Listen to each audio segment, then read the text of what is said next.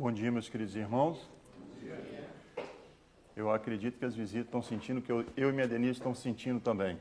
Super bem no meio de vocês. A igreja de... Eu ia falar de igreja de Albufeira, mas não é mais Albufeira, né? É Olhos d'Água, né? Essa igreja é muito especial para mim, para minha família, porque teve um irmão que pertence aqui a essa igreja há muitos anos, que foi responsável pela minha primeira pregação. A minha Denise lembra que uma vez nós fomos convidados aqui para almoçar junto com os irmãos e o nosso querido Colasso me fez esse convite que me estremeceu da cabeça aos pés. Foi, irmão Pagano, vou fazer um convite a você. E eu pensei, vou passar a carta missionária, vou passar a escola sabatina, que já era difícil, né? Ele falou, o próximo sábado você prega. Mas ele falou com tanta autoridade que eu não tive outro jeito, né? E a partir daí, graças a Deus, nós temos o nosso ministério, como cada um de vocês também tem. Mas também tem um casal maravilhoso aqui, que é a família Jales, que nós tivemos oportunidade de conviver com eles vários anos, quando eles eram novinhos, né? Para vocês terem uma ideia, outro dia eu estava conversando com a Graziela, e a Graziela, papai, eu vou falar uma coisa com o senhor. Teve um irmão que me impressionou como chefe do diácono. Foi quem? O irmão Carlos Jales. Foi o único irmão que reunia antes todo mundo e explicava que era o quê? O diaconato. Que coisa bonita, não é verdade? Que Deus maravilhoso que nós temos para trazer irmãos que venham nos ensinar também, não é? Mas todos nós somos especiais. E vocês também são especiais para mim e para Deus também, não é verdade? Olha, eu vou contar uma história que aconteceu na minha vida, porque esse jovenzinho de quem eu vou contar depois, todo mundo conhece, principalmente aqueles que nasceram dentro da igreja. Tudo bem, Beto? E desde pequenininho, desde que o jovenzinho entra na igreja, ele conhece esse personagem que eu vou falar sobre ele hoje. E aconteceu uma coisa na minha vida, quando eu era jovenzinho, que nem se compara nem de perto de longe, mas vocês vão entender o que eu passei e o que esse jovem também me passou. O meu sonho era ser jogador de futebol. Então, desde da barriga da minha mãe, ela fala que eu dava muito chute nela. Mas quando eu comecei a completar 10, 12 anos, como todos os jovens têm muitos sonhos e devemos ter muitos sonhos, eu comecei a pensar assim, eu vou realizar o meu sonho. Eu tenho que ser jogador de futebol. E comecei a me dedicar melhor. E depois de uma certa idade, ainda muito novinho e solteiro, eu recebi uma proposta de uma outra equipe melhor que eu estava. Ia ganhar mais, ia ser mais conhecido, teria mais condições de trabalho. Então eu fui. E chegando lá, era como a gente estivesse numa lua de mel. Tudo bonito, tudo grande, salário em dia, mas olha, uma maravilha. Mas o passar do tempo, o que aconteceu? Um belo dia, a direção desse clube e o presidente desceram dentro do balneário. É onde a gente se troca para que a gente possa treinar. Então eles falaram, olha, eu tenho que falar com vocês alguns segundos para vocês entenderem a minha mensagem. Todo mundo ficou reunido e o presidente deu uma ordem. É porque nós tínhamos uma claque nessa equipe que era muito violenta. Ela nos apoiava, mas quando a gente perdia, ela gostava de bater na gente, ela gostava de jogar pedra, cuspir. Então, como tinha ofendido o presidente ficou muito ofendido com isso, então proibiu para a gente ir no aniversário dessa claque. Eles faziam 30 anos de aniversário. Então, eu era muito novinho, também não tinha voz da matéria, eu só perguntei lá ao nosso capitão, responsável, não podemos ir? Não podemos ir. E eu não fui no aniversário da claque. A partir desse dia, irmãos, eles me olhavam com olho de ódio.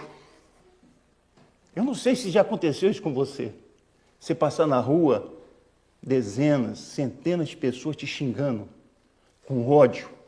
Eu jogava dentro do campo e eu sentia o ódio no rosto deles para mim. E eu perguntava, mas por quê? Por que comigo? A minha mãe morava a 1.600 quilômetros onde eu estava. Também não ia preocupar ela com um problemão desse, não é? Para vocês terem uma ideia, naquele tempo, eu comecei a deixar de gostar de fazer aquilo que eu mais gostava na minha vida, que era treinar e jogar futebol. Aquele caminho para o campo de futebol já perdeu a graça. Se fosse hoje, eu já tinha constatado, eu estava com uma quê? Uma depressão. Meses depois eu descobri uma coisa. Você sabe por que eles tinham ódio de mim? É porque todo mundo foi no aniversário, menos eu. Não tinha telemóvel naquele tempo. Então eles mudaram de ideia, mas esqueceram de mim. Mas aquela claque não esqueceu, pelo lado negativo. Eu estou falando para vocês de um personagem muito interessante, José. Quem não conhece José? Filho de Jacó. Tinha 11 filhos, não é? 11 irmãos. E José teve uma coisa que nós devemos ter: sonhos. Ele teve 2 sonhos e eu gostaria que o nosso irmão Jales lesse para mim. Em Gênesis capítulo 37, no verso 5 a 11. Então, Gênesis 37, de 5 a 11. Certamente José teve um sonho e aconteceu que o foi contar aos irmãos. Estes, evidentemente, passaram a querer ainda mais. Ouçam o meu sonho. Pediu-lhes: estávamos no campo, atando molhos, e o meu ficou de pé. E enquanto os vossos o rodeavam e se inclinavam perante ele. Ah, sim? Então é porque queres ser o nosso rei, não é isso? Queres mandar na gente? Odiaram, não só por causa do sentido do sonho, mas até pelas palavras e pela forma como contou aquilo. Mais tarde, teve um novo sonho e foi de novo contá-lo aos outros. Olhem, sonhei outro sonho. Desta vez era o sol, a lua e 11 estrelas que se inclinavam na minha frente. Mas agora foi também contar o sonho ao pai. E este repreendeu. Que é isso que quer dizer? Não me digas que eu, a tua mãe e os teus irmãos ainda viremos a inclinar-nos na tua presença? Os irmãos estavam furiosos com tudo. Contudo, o pai refletia intimamente no sentido daquilo. Amém. Irmãos, você sabe o significado do sonho de José. José ia ajudar a sua família, não é? José teria um cargo importante e onde não só ia ajudar a sua família, como a nação também. Nós também temos esse mesmo sonho, de ajudar não só a minha família, mas também o quê? Pessoas e nações também, não é? Nós temos uma mensagem que vem salvar esse mundo do quê? Da perdição. Mas repara bem, se eu tivesse no lugar de José, eu gostaria que vocês também hoje entrassem no pelo de José, na vida de José, para que vocês possam entender o que José passou e o que podemos passar na nossa vida, principalmente os jovens. José, depois que teve esse sonho, ia ficar super feliz. Por quê? Porque eu ia ter um futuro o quê? Risonho, não é? Eu seria algo importante para a minha família. Eu teria que trabalhar em alguma coisa que eu poderia sustentar a minha família. Só que nós vemos na história de José, eu não vou ler ela toda, vou ler só alguns versículos, vocês já conhecem. Quem não conhece, começa a ler do capítulo 37 de Gênesis até o 42, ou um pouquinho mais. Depois que José teve sonhos, sabe o que a vida do José se tornou? Amarga. Cheio de problemas, problemões. Por isso que Jesus fala, muitos são as aflições do justo, mas os livros de todas. Mas muitas vezes, irmãos, nós fazemos dos problemas o Sansão, o Golias. E Davi não. Davi fez o problema dele, sabe o quê? Pequenininho, e a solução Deus. Nós temos que aprender isso. Então a solução é muito maior do que o nosso problema. E isso nós temos que aprender com o rei Davi. Então repara bem, o primeiro grande problema que José passou, sabe foi com quem? Com a sua família, com seus irmãos. Eu gostaria que vocês acompanhassem no verso 18, onde Jacó, antes, pede José para ver como é que seus irmãos estavam. José era um menino obediente que amava seu pai.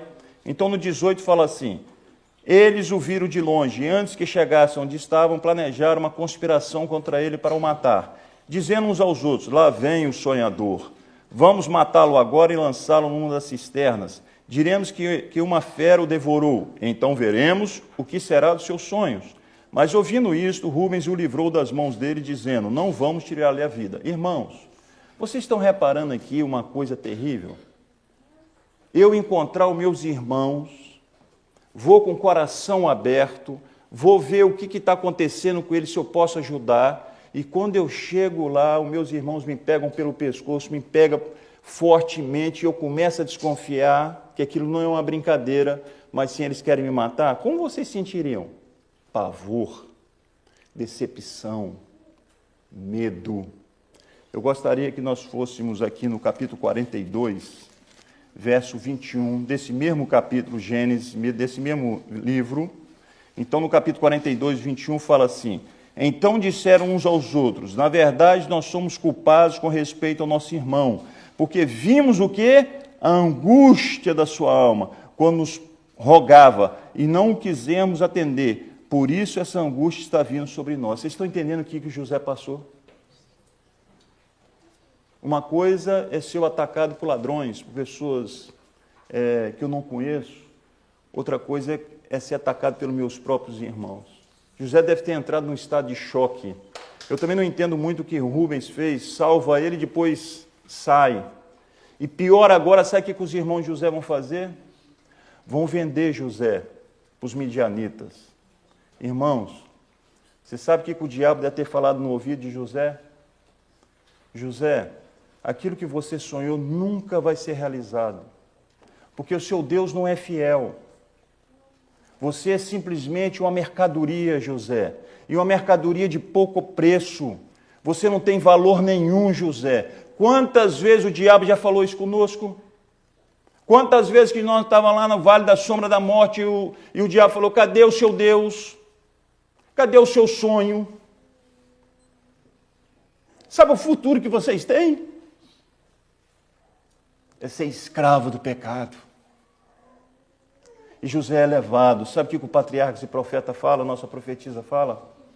Que nessa viagem da carroça onde José estava, ela começou a ver, sabe o que? O acampamento do seu pai Jacó. Aí eu vou falar uma coisa com vocês.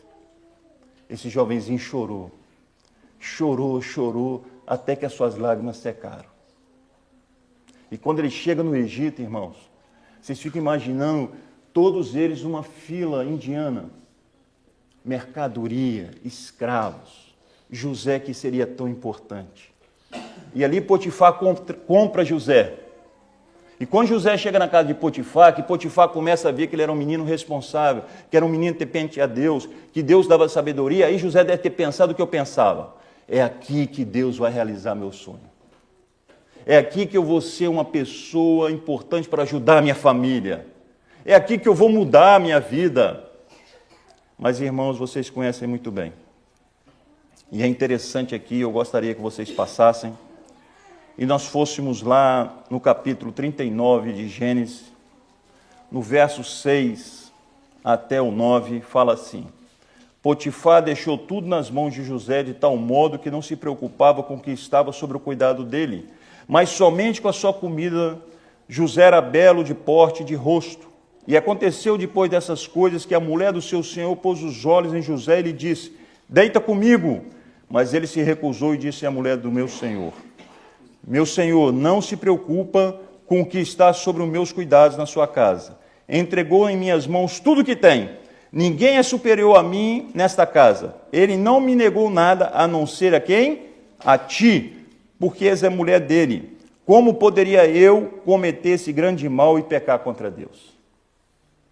Irmãos, deixa eu falar uma coisa com vocês. Se nós estivéssemos no lugar de José, tinha alguém dentro de casa? Ninguém. Não tinha um servo dentro de casa. Qual seria a minha atitude? Ceder à tentação? Ele sabia que se ele não cedesse à tentação, alguma coisa de mal ia acontecer. Eu vou falar uma coisa com vocês, jovenzinho. Quando nós estamos namorando, no meu tempo, a gente pediu namoro à mão de quem? Do meu futuro sogro. Hoje não tem muito isso, né? Só que está acontecendo uma coisa muito difícil e complicada. É que quando a gente casa, é depois do casamento que a gente vai saborear o quê? A sobremesa.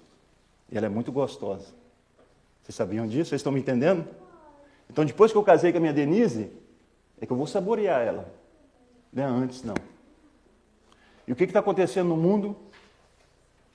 É que as pessoas antes do casamento querem experimentar a noiva. Não é isso que Deus ensina. É por isso que nós somos com muitos problemas na nossa família adventista. É por isso que eu falo, e um dia preguei na igreja de Albufeira, na igreja de Tavira, na igreja de Faro, sobre o casamento. É por isso que vocês sabiam que a igreja adventista tem muitas viúvas mais casadas? E os irmãos perguntam, mas como é que é isso, né, Beto? A viúva, o marido tem que o quê? Morreu, não é? Mas vocês nunca repararam quantas irmãs estão vindo na igreja sem seus maridos? Sabe por quê? Porque estão casando com jugo desigual. Aí os maridos ficam em casa no dia do sábado, elas vêm na igreja. São as viúvas adventistas. Sabe o que acontece? Mais cedo ou mais tarde elas também saem. E a ordem é qual? Uma só carne. Há muitas pessoas que falam que no Velho Testamento não havia a lei de Deus antes do Sinai. Então por que José não adulterou com ela? Não é verdade? Vocês estão vendo José? A postura de José? José sabia também uma coisa, sabe, Samuel? Que se ele cometesse esse erro, o sonho nunca poderia ser realizado. Vocês estão entendendo? Eu gostaria que o Felipe passasse para mim uma parte do Espírito de Profecia.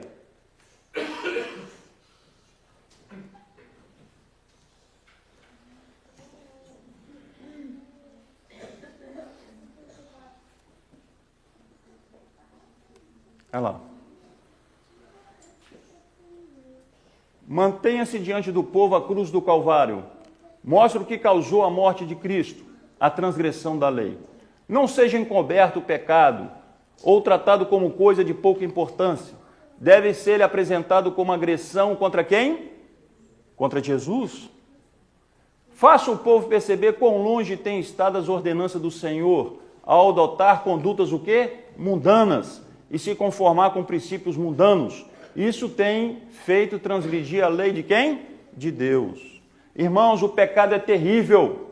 Se vocês forem em Jeremias, no capítulo 2, verso 22, não há produto que consiga tirar o pecado da minha vida, a não ser o sangue de quem?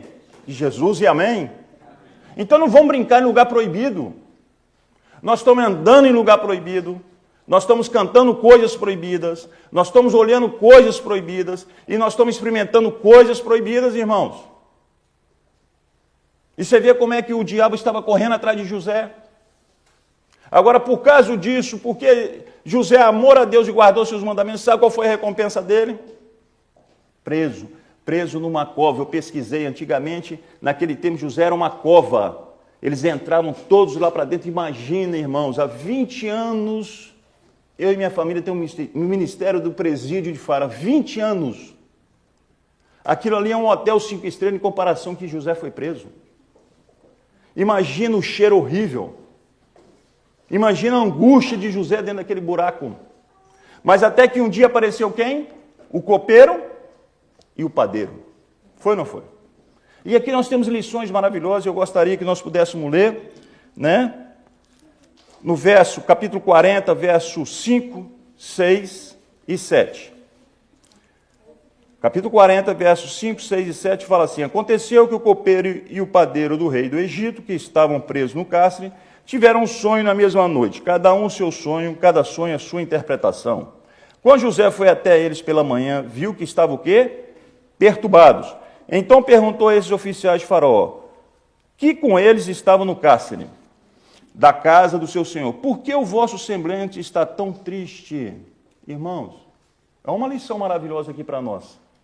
Olha aqui que José vai nos ensinar como povo, como irmãos que frequentam a igreja de Albufeira. José era um menino observador. José amava o próximo. E José viu que os dois estavam o quê? Tristes, perturbados. Será que nós fazemos isso com nossos irmãos? Vocês já perceberam que, de repente, a igreja, hoje não vieram o irmão A, irmão B, e o que nós vamos fazer? Vamos passar a semana bem? Será que não vamos ligar para eles? Ô irmão, como é que estão vocês? Como vocês fizeram falta nesse sábado? Aconteceu alguma coisa? Será que eu posso ajudar? Ô irmãos, se o irmão está com um problema e não vem na igreja e eu deixo ele andar, quem é que vai engolir ele? É o mundo. E falo uma coisa com vocês de experiência que vocês sabem. Depois que os irmãos se afastam, é complicado, meu irmão. Porque o mundo é terrível. Então tem que jogar nossa rede antes que o mundo agarre. Nós temos que ter atenção, isso é amor, isso é carinho. Eu fico abismado como nós damos uma de Deus sempre. Foi falado bem na escola sabatina. Como nós gostamos de julgar os irmãos, né? Aquele irmão ali, ela fez isso. Aquele outro irmão fez aquilo. E nós somos o quê? Sabe que nós somos em Isaías? Trapo de quê? Ele não está falando lá que é só o irmão Pagano, o irmão Samuel e o irmão Colás. Todos nós. E todos nós devíamos ter o amor de José. Observar, sentir que o irmão não veio hoje, ou a irmã, ou o jovenzinho, e telefonar, e visitar, irmãos. É começando por dentro que a gente vai chegar lá fora. Para vocês terem uma ideia, eu e a Denise conhecemos um jovenzinho que chegou na nossa igreja. A mãe desse jovem falou assim: irmão Pagano e irmão Denise, eu vou dar uma missão a vocês. Ele é o único adventista lá de casa. Eu não sou, o pai dele não é, o irmão dele não é. Ele é o único. Vocês vão ser o pai espiritual deles. Mas não sei porquê, ele não foi aceito dentro da igreja. Então nós fomos correr atrás dele, não é? E eu e meu amigo, meu e meu irmão também da igreja, e a Denise. E como nós encontramos com ele na rua, eu falei: irmão, como é que está você, irmão? Tão novinho, rapaz, você está tão bonito, você está fazendo falta lá na nossa escola sabatina, na nossa igreja. E falamos com ele, e ele foi no outro sábado, mas quando eu estava saindo, o irmão falou assim: você reparou nele? Eu falei: o quê? Aí estava de brinco. Eu falei: irmão, então você reparou ele o brinco? E vocês acham que o problema dele era o brinco? Me respondem. Não, irmãos. O problema dele, isso aqui que é que ele abandonou Jesus. Quando a gente abandona Jesus, a gente comete loucuras. Não é verdade? Que lição maravilhosa de José. Agora eu vou falar uma coisa muito interessante a vocês. Eu gostaria que vocês continuassem no capítulo 41. 41. Não. 40, o verso 12, 13 e 14, para mim chegar onde que eu quero aqui também. Então, o capítulo de Gênesis 40, versos 12, 13 e 14, fala assim: então disse-lhe José: essa é a sua interpretação, os 3 ramos são 3 dias, e dentro de 3 dias o faraó te elevará de posição, te restaurará o cargo, servirá a taça do faraó na mão dele, conforme costumava fazer quando era seu quê? Copeiro. Agora o 14 é a chave disso tudo.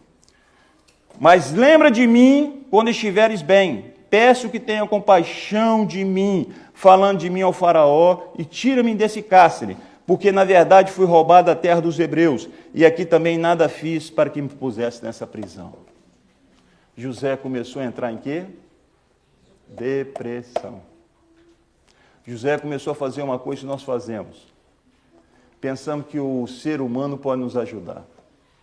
Botando a confiança toda no ser humano. Sabe por quê? Porque o inimigo começou a falar no ouvido dele: você é um sonhador, José. Você é um miserável, José. Você é um prisioneiro, mas tem cabimento de você ser um prisioneiro e realizar o sonho que Deus te deu, José? Você é um Zé Ninguém, José. Você sabe quando os jovens vêm me perguntar: meu irmão Pagani, por que eu não tenho sucesso no meu trabalho? Por que eu não tenho sucesso no meu estudo? Por que eu não tenho sucesso disso? Por que eu não tenho sucesso daquilo? Sabe como vai ser o maior sucesso nosso, irmãos? Quando Jesus estiver nas nuvens, os meus diplomas, as minhas medalhas, nunca isso daí vai fazer com que eu possa aceitar Jesus no meu coração e viver eternamente com Ele, irmãos. Nunca! Não é porque eu colasse é médico, que eu sou um Zé Ninguém da vida, porque eu não posso ser salvo. Para Jesus, Ele olha todos nós o quê? Iguais, irmão. E o diabo estava tentando José de uma maneira muito difícil. Quantos irmãos meus já não desistiram por muito pouco em comparação a José? Já pensaram nisso? Quantas vezes a gente não quer desistir porque o irmão me criticou, porque o outro me olhou de lado, porque o outro fez isso, porque o outro fez aquilo? Se eu tivesse no lugar de José, eu já tinha desistido muito tempo, então. É ou não é? Já passaram alguém aqui já passou isso daqui, que José passou? Mas ele é feito de quê? Pele e osso. Ele é pó, mas o sopro da vida. Ele é como nós. Então ele ficou desesperado, sabe? E você sabe que o copeiro saiu, foi embora. Você sabe quanto tempo o copeiro saiu e ficou? 2 anos, né? A minha pergunta, eu fiquei intrigado por quando eu estava lendo esse verso, como é que o copeiro não lembrou de José? Vocês nunca pensaram nisso? José foi o homem mais importante para aquele copeiro. Eu não posso esquecer os irmãos que me ajudaram, e me ajudam imenso ainda. Mas esse copeiro esqueceu do homem que interpretou o sonho para ele. Mas por que ele esqueceu? Eu comecei a perguntar. Por quê? Eu posso olhar para a minha vida? Quantas vezes esquecemos de Jesus? Quantas vezes eu estou atolado no meu trabalho? Porque eu tenho que pagar minhas dívidas e realizar meus sonhos. E onde entra Jesus? Eu perguntei ao irmão Renato, e eu faço essa pergunta a mim. Durante essa semana, quantas vezes vocês falaram de Jesus ao próximo? Quantas vezes lemos a Bíblia? Quantas vezes oramos? Uma vez eu fiz isso comigo mesmo e tomei um susto. 5 minutos da semana toda eu orei e falei de Jesus. 5 minutos, irmãos. Isso não é nada. Vocês sabiam disso?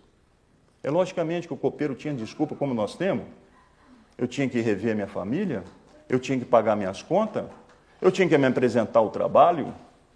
Tudo desculpa. Vocês estão vendo, irmãos, quando nós estivermos no tribunal de Cristo, e aqueles que não vão se salvar vão ter que abaixar a cabeça e falar assim, o senhor tem razão.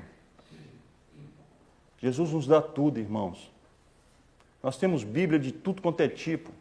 Até no telemóvel nós temos Bíblias. Vocês já pensaram a lição negativa que esse copeiro estava dando para José? E muitas vezes essa lição negativa que damos ao mundo. Mas não podemos ser assim. E não vamos ser assim.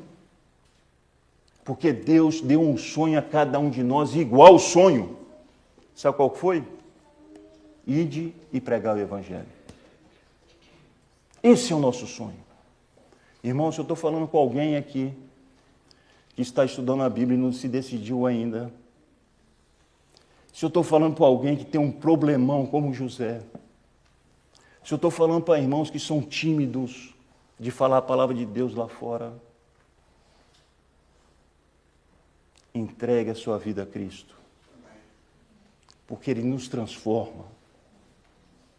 Quando eu conhecia a minha Denise, eu só falava dela para todos os meus amigos desconhecidos, porque eu era e sou apaixonado por ela. E por que eu não faço isso por Cristo? Porque eu tenho que ser realista, eu não estou apaixonado por Jesus. Porque quando eu estiver apaixonado por Jesus, eu vou falar para cada pessoa desse mundo. Daquele homem que me transformou. Daquele rei que tinha tudo lá no céu e veio aqui passar pior do que eu passei. Essa é a vida de José. Essa é a vida daqueles todos que passaram na vida de José. E essa é a nossa missão hoje, irmãos. Há 20 anos atrás, o José Colasso, ele nem lembra mais, né? A idade também não perdoa, não é? A idade é terrível. Esse meu irmão me apresenta um livro simplesmente maravilhoso, fabuloso. A vida do Dr. Carson. Alguém já leu? Ben Carson, é ou não é?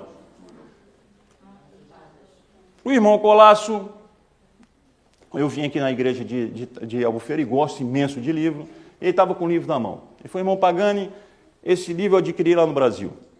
Você sabe quanto tempo que eu li o livro? Em quanto tempo eu li da primeira página até a última? Foi não, 3 horas. Esse livro é fabuloso. Já cresceu meus olhos, né? Falei, e onde adquire esse livro? Ah, lá na publicadora tem. Eu não li em 3 horas, mas li em um dia. O livro é fabuloso, né? Então eu e a Denise chegamos à conclusão de quê? De comprar vários exemplares e ela ia enrolar com um papelzinho muito bonitinho de prenda e nós íamos dar aos nossos vizinhos, mas eu lembrei também do quê? Dos meus colegas, do futebol, né? Então peguei uma quantidade boa, não dava para todo mundo, então comecei a pensar, eu tinha muitos professores que jogavam futebol comigo, falei, vou dar aos professores, né? Eles gostam de ler, o professor gosta de ler. Então no último livro estava o meu amigo Gomes, um grande amigo meu. E ele sentado, eu falei, Gomes, eu tenho uma coisa para te dar que é fabulosa. Foi mentira. Não. É muito bom, muito bonito. E ele falou, é de comer? É. Não é? É de comer ou não é de comer? Não estou mentindo. Foi brigadeiro? Não. É pão de queijo? É melhor. O que é? Está aqui. Isso é um livro? Não sei, abre. Ele abriu aquele papelzinho bonitinho que a minha Denise fez. Abriu, é um livro. Sabe quem estava sentado lá dele? O Calu. E o Calu virou para mim e falou assim, ô, senhor Pagani, o senhor não tem um livro para me dar? E eu não tinha. Eu falei, cara, não tinha acabado. E o Gomes falou assim, não há problema. Você lê primeiro e depois você me entrega e eu leio. Você sabia que há 20 anos atrás o Calu leu a palavra de Deus. Um ano depois começou a frequentar nossa igreja.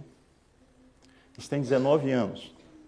Através do seu testemunho, ele trouxe o tio dele para a igreja e se batizou. mas o Calu até hoje não se batizou. Você sabe por quê? Porque a gente tem essa mania.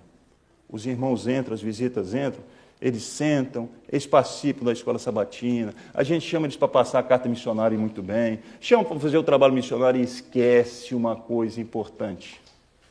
Quem crê e for batizado, será o quê?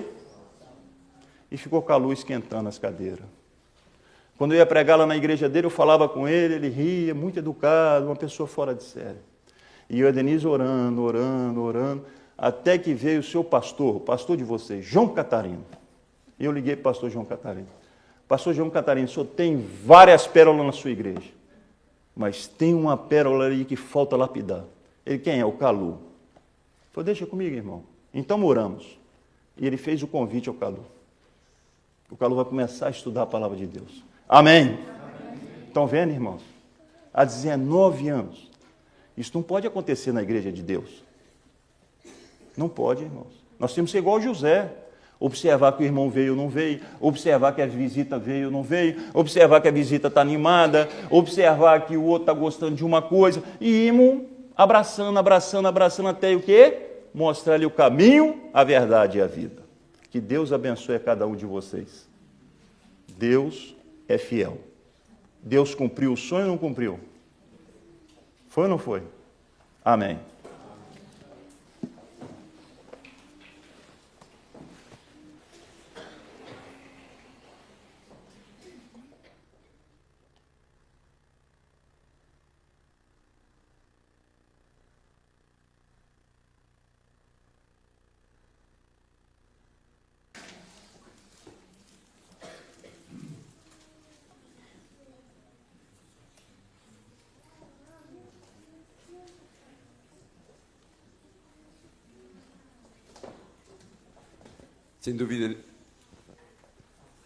Sem dúvida nenhuma, foi o amor de Deus, o sublime amor de Deus, que nos trouxe para a sua igreja, que nos trouxe a salvação.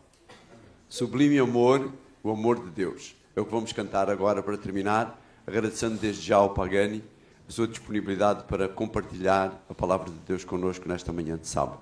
Foi um convite, imposição, mais uma vez.